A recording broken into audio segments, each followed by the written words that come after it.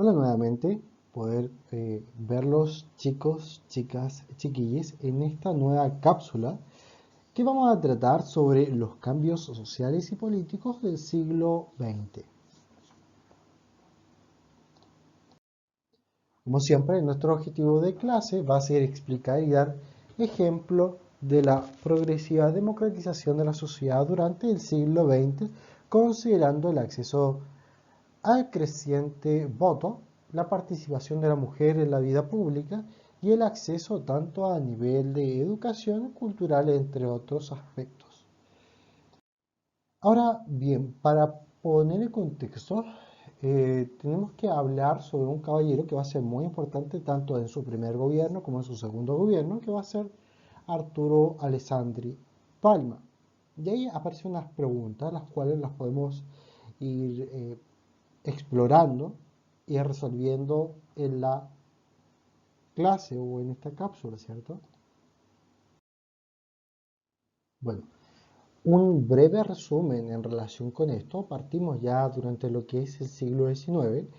Vemos y observamos ciertos elementos que van a ser muy importantes. Por ejemplo, que durante este periodo rige lo que se denomina régimen parlamentario y posterior a 1920 hacia adelante vamos a hablar del régimen presidencialista y vamos a observar ciertos gobiernos, entre ellos, por ejemplo, el gobierno de Arturo Alessandri, el cual va a establecer la Constitución de 1925 y la que va a tener vigencia hasta 1973 y un poquito más prolongado hasta 1979, aunque en estricto rigor hasta 73.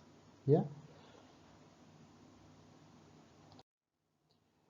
Bueno, estos elementos los vamos a seguir analizando en clase porque vamos a tener más tiempo para observarlo, más ahora la cápsula tiene que estar más comprimida en tiempo, ¿cierto?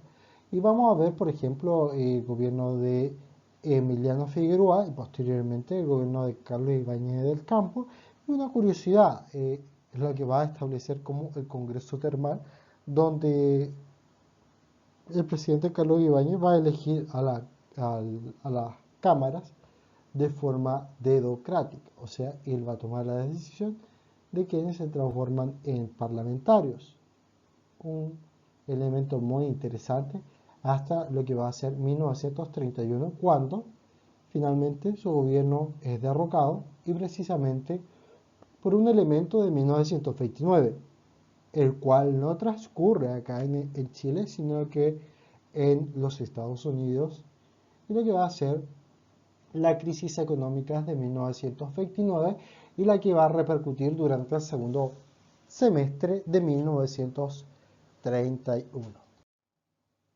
Otro elemento ya que entre el 31 y el 32 vemos un periodo denominado periodo anárquico político, donde se sucede un gobierno tras otro.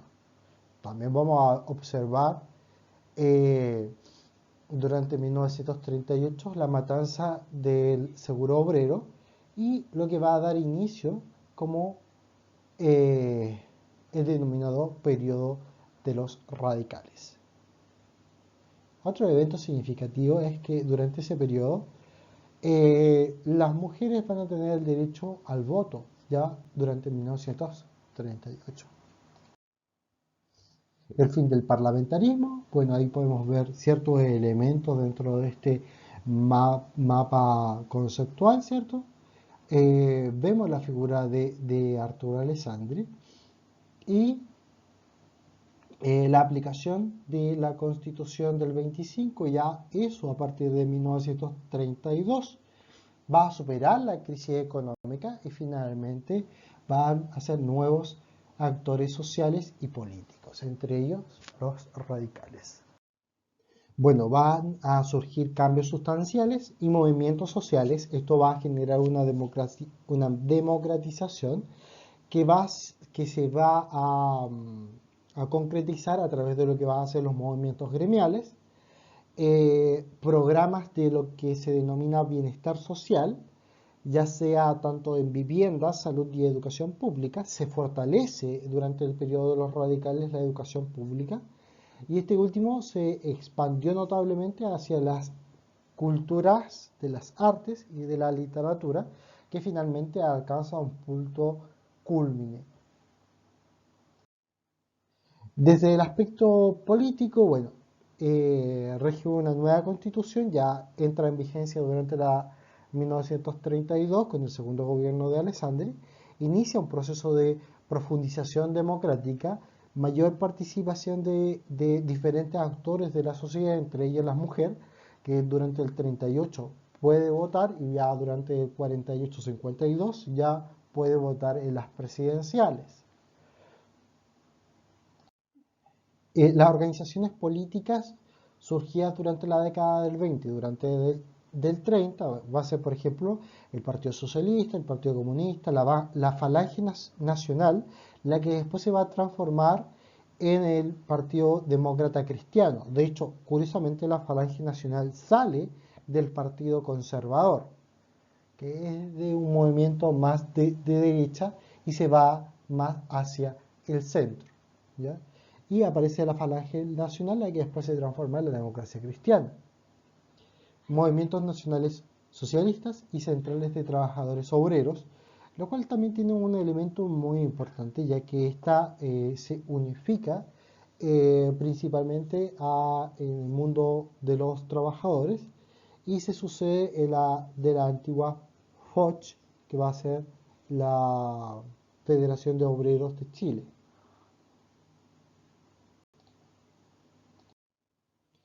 Un cambio en política fue el fin de lo que se denominaba el régimen parlamentario y aparece lo que se va a denominar el régimen presidencialista, el cual todavía perdura hasta nuestros tiempos, y la ampliación de los aspectos políticos o sistemas políticos y una visión diferente. Por ejemplo, acá tenemos a Gonzalo Biel, el cual va a señalar que en este periodo o en esta época se va a producir cambios profundos y drásticos y que va a producir finalmente un desplazamiento de la aristocracia oligárquica en su cota de poder y va a aparecer esta clase media la que va a aprovecharse también de los sectores populares eh, para generar finalmente un tipo de gobierno y y va a permitir esta conducción de esta misma clase media. La visión histórica propiamente como tal de de Arturo Alessandri Palma, bueno, ahí hay visiones contrapuestas, después las vamos a analizar, una intervención militar, lo que se va a denominar el ruido de sable, ya durante la década del 20 al 25. Recuerden rápidamente de que Arturo Alessandri, su primer gobierno, no pudo terminarlo, producto de Carlos Ibáñez del Campo, el cual era ministro, no quiso renunciar y obligó al presidente a abdicar, y abdicó. Bueno, fueron visiones bastante fuertes durante el periodo. Las principales características de la Constitución del 25 del Poder Ejecutivo, voy a tomar un punto al respecto de esto, no voy a tomar más por tiempo.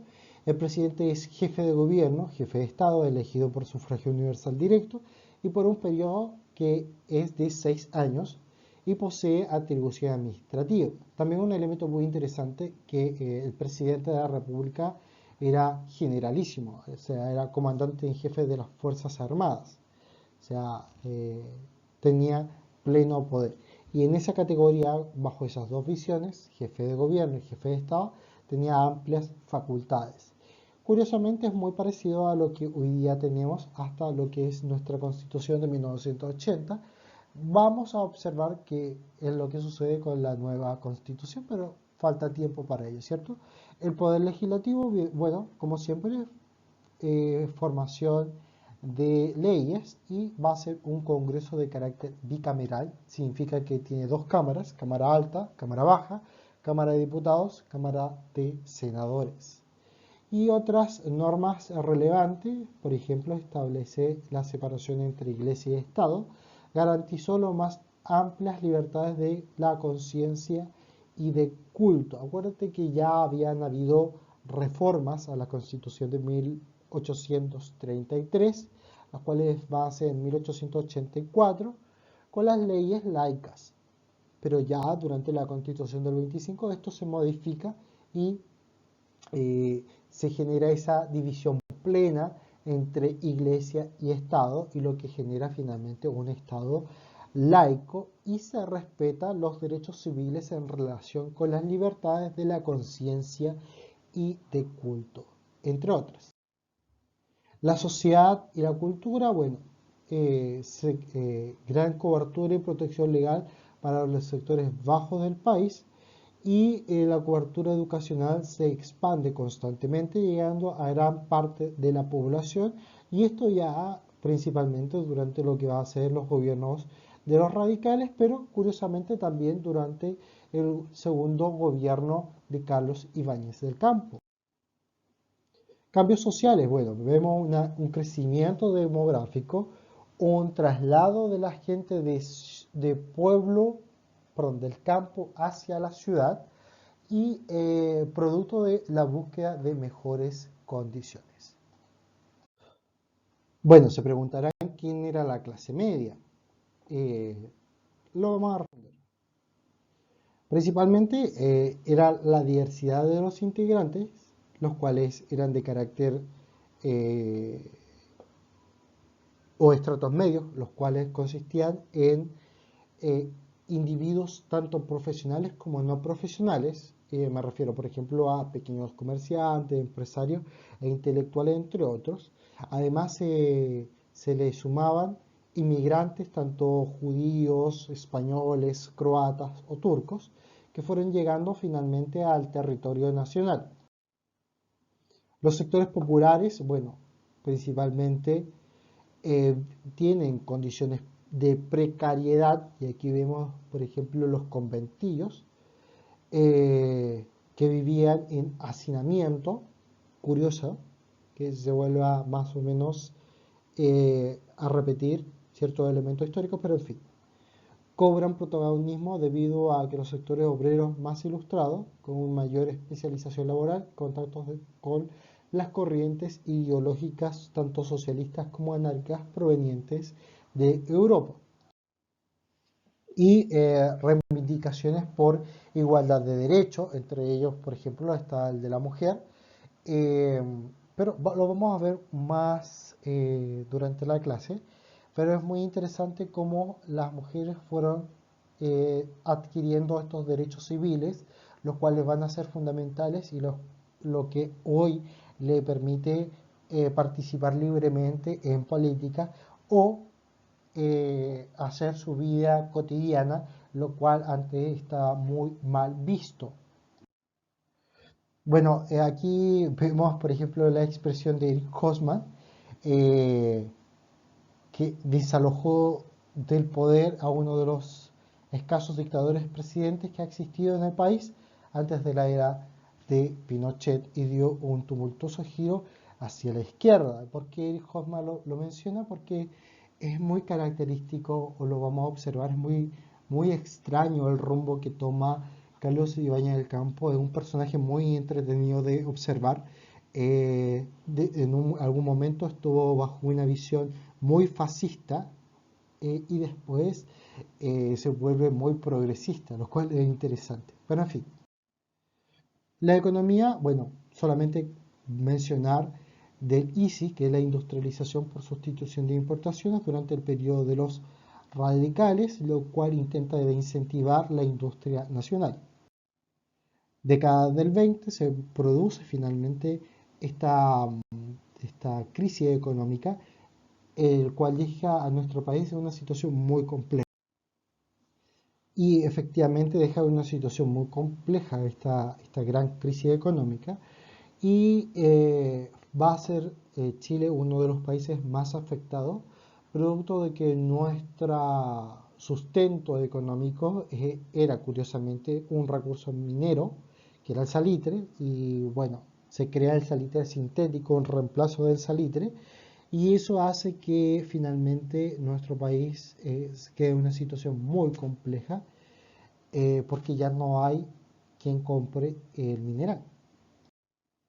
Bueno, y aquí llegamos finalmente a lo que es la investigación sobre lo que es la Constitución de 25, breve contexto histórico de qué trata la Constitución de 25 y por qué se crea o por qué se gesta propiamente esta Constitución, por eso dice un breve contexto histórico, y me gustaría que analizaran 4 artículos específicos, que es el artículo 1, 2, 3 y 4, que está en el capítulo 1 de la Constitución de 1925, lo cual lo van a encontrar muy curioso porque se parece mucho al que existe actualmente. Bueno, en fin, que les vaya muy bien. Nos vemos pronto en la próxima cápsula y en clases. Que les vaya bien, pero más importante, cuiden la salud.